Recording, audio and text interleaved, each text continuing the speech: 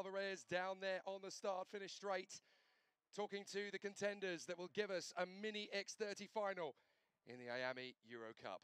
A big battle awaits us, as all of the contenders know that this is their last race of the week, and the final gives them a ticket to go and compete for their nation in the IAME Warriors final.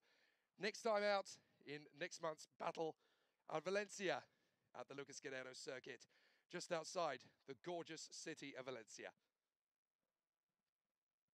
This is going to be a very tough race to win for all of our minis. The conditions have changed completely to what we had yesterday.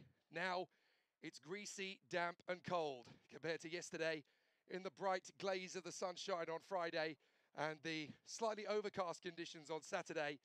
Now it's a very different story. And all of the drivers here know that this is going to be a down-to-the-wire charge. The green flag flies, and we get ourselves ready for the showdown.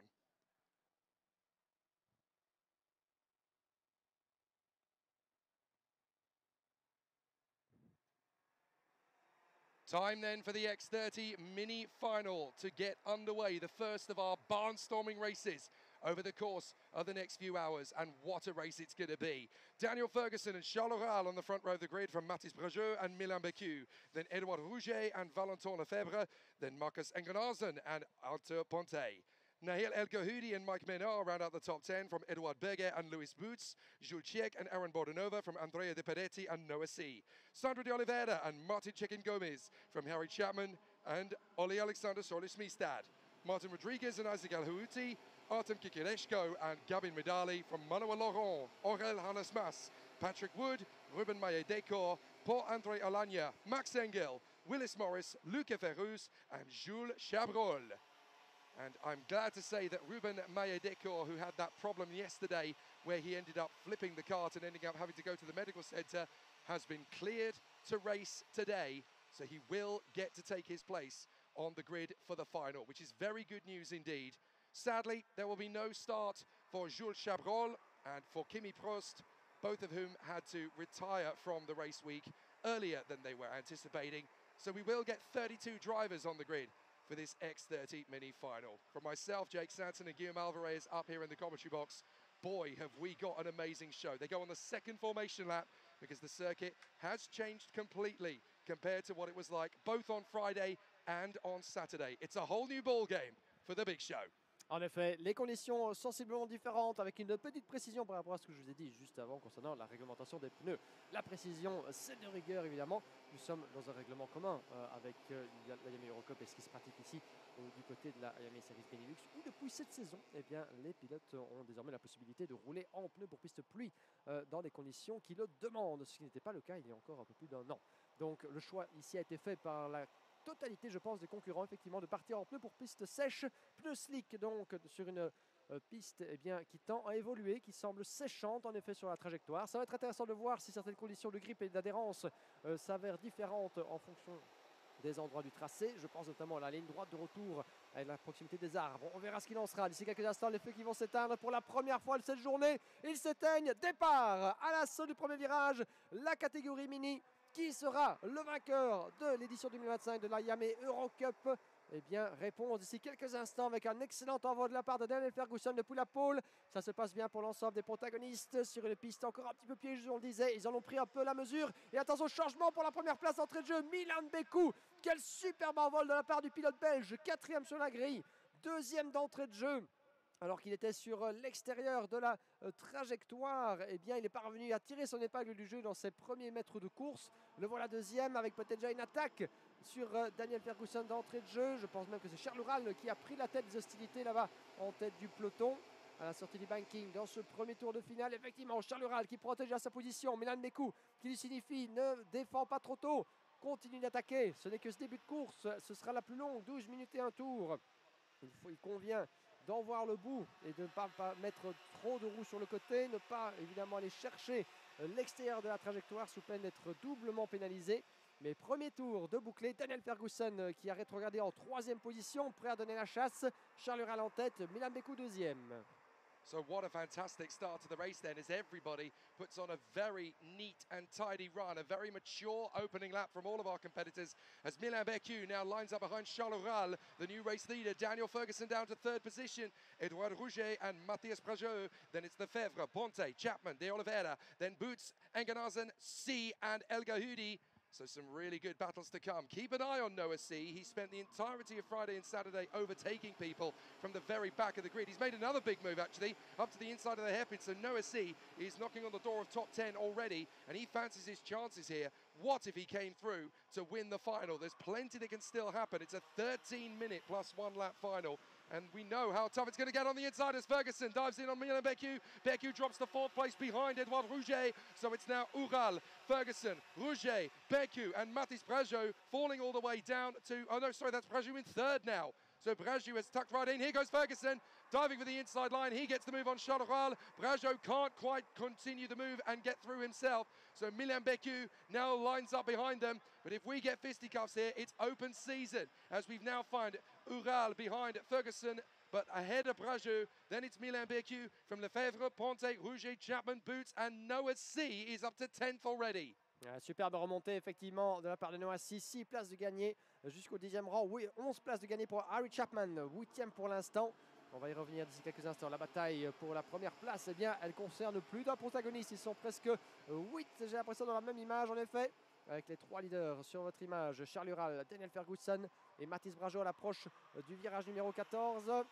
Le poids de freinage, Charles Ural qui est sous la pression de Mathis Brajeux qui tente de déstabiliser son adversaire britannique en tête. Ferguson de nouveau en tête dans cette épreuve à moins de 10 minutes plus un tour de la conclusion de ce week-end pour la catégorie mini, qui a débuté donc sur les chapeaux de roue d'entrée de jeu. On vous le rappelle bien que les finales vont nous égayer jusque sur le coup de 13h25 et le dernier départ pour la Ladies Cup.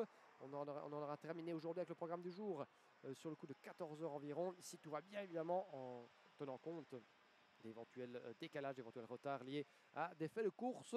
Alors que vous les voyez, ils sont 5 dans la même image. Milan Beccu sous la pression de Valentin Lefebvre, le pilote suisse du Vaison Racing, qui se détache un petit peu, prêt à porter son attaque dès que l'opportunité se présentera, mais c'est peut-être un petit peu tôt. Et effectivement, il y a sans doute eu consigne depuis le bas-côté, puisque ça discute énormément d'une certaine manière entre pilotes et mécaniciens disposés sur les 4 coins du tracé. C'est toujours intéressant aussi puisque les pilotes, alors que Milan Beccu passe à l'offensive sur Mathis Brajeux, ça passe pour le pilote de GP Racing. Sous la livrée jaune écarlate, il passe en 3e position.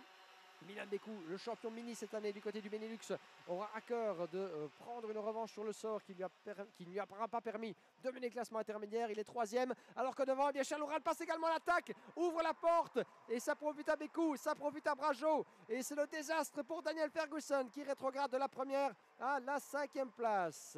All you need is the tiniest little gap and it will be enough to get these cards through.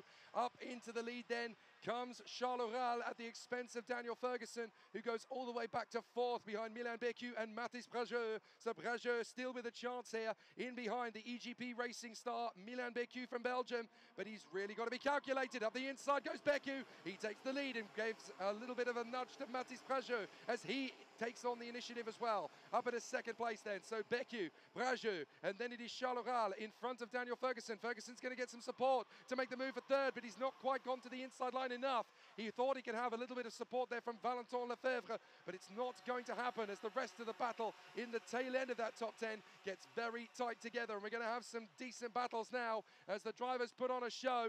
Here comes the race battle into turn 1 again. Beccu holding on in front of Brajeux.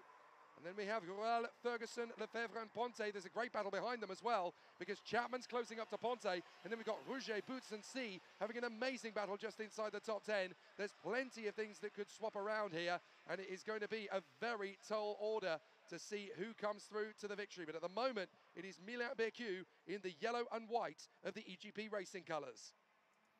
Il est sur une mission évidemment, Milan Beccu, on le disait, avec une victoire qui lui a échappé sur tapis vert, un bon résultat qui lui a également échappé sur pénalité. Et c'est bien rattrapé en fin de manche et de super manche Milan Beccu pour terminer 4e au général avec sa victoire dans l'ambiance nocturne du Mans hier lors de la super manche. Si vous étiez avec nous, eh bien merci en tout cas de votre fidélité. Si vous n'étiez pas, eh bien on vous invite à revoir bien les festivités de hier soir jusque sur le coup de 23h. On a été ensemble. C'est disponible sur la chaîne YouTube de la Yamé Series France. Mathis Brageaud, attention la pression sur Milan Bécou avec changement. Daniel Ferguson qui a pris l'avantage sur Charles Ural pour la 3e place. Valentin Lefebvre qui regarde ça avec grande attention. Avec le casque blanc là-bas depuis la 5e place, bien décidé à imiter ses adversaires éventuellement. Et pourquoi pas devenir se muer en protagoniste que l'on n'attendait pas. 6e sur cette grille. Il est parvenu en quelque sorte à faire son trou dans ce peloton de la catégorie mini au cours du week-end. Ça se joue évidemment à une seule course puisque les qualifications sont cruciales. Les manches qualificatives sont un autre pas important à franchir. Mais à partir du moment où vous mettez tous vos œufs dans le même panier pour la finale avec un nouveau train de pneus, eh bien les choses peuvent s'avérer ô combien différentes par rapport à quelques désagréments que vous aurez pu rencontrer dans vos courses précédentes, même si les conditions sont encore un petit peu changeantes. On le disait, il a plu cette nuit, il a plu ce matin, rendant la piste glissante. Certes, elle a été en partie nettoyée par rapport aux épreuves d'hier, mais quoi qu'il en soit, des conditions moins optimales qu'elles ont pu l'être hier pour le bon fonctionnement des pneus slick, même si au fur et à mesure des tours, évidemment, la trajectoire tend à s'assécher. Je pense qu'elle est quasiment totalement du point de vue de notre cabine en tout cas, même si un zeste d'humidité peut toujours subvenir du côté du banking par exemple, avec le passage incliné au niveau de la trajectoire à la corde, du côté de la ligne droite de retour aussi, du fait de la proximité de la zone boisée du Technoparc du Mans, avec pas mal de végétation qui a tendance à retenir un peu l'humidité plus longtemps que sur d'autres sections du tracé. Cette section-ci par exemple du banking, le virage numéro 11, c'est là qu'il faut faire attention, même si la trajectoire me paraît un peu plus sèche pour l'instant. En tout cas, aucun souci pour nos concurrents d'aller chercher l'adhérence nécessaire là-bas sur leur gomme comète. Et Milan Bécou, vous le voyez, qui fait son effort. Mathis Brageaud derrière, 3e place Ferguson, Charles Ural, Valentin Lefebvre, Arthur Pontet à 1 seconde 3 qui mène le 2e train en 6e position, suivi de Harry Chapman, Noah Si, 8 places de gagné, toujours 8e devant Lewis Botts, Edouard Ruget. C'est votre top 10, c'est Mick Menard, l'un des protagonistes de l'année passée, 11e pour l'instant. Menard qui avait terminé sur le podium, on s'en souvient, en 2024. Attention le changement, Mathis Brageaud presque qui tente de ravir la première place à Milan Bécou. Et ça pourrait profiter à Daniel Ferguson. Le pilote britannique est très très proche, il est prêt à profiter de la moindre opportunité.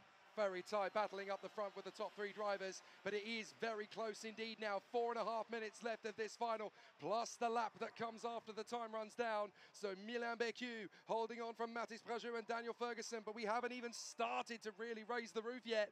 Lefebvre in P5 behind Charles Ural, then Arthur Pontet, Harry Chapman and Noah Si in the Briolard. He is absolutely running for it as he continues to put on the show. He's up to 8th position now. Consider that man started this weekend from the back of the grid. Here we go. Defensive moves coming in now to start with. As up to the lead has come Mathis Brageaud in front of Milan Bécou. Ferguson holds on from Charles Ural, and as they come off the turn, they'll come down the straight in 4 straight runs. A brilliant charge to the first corner now as Brageaud has Milan Bécou riding behind him. Daniel Ferguson and Charles Ural are right in the mix now as well as they come to the first hairpin.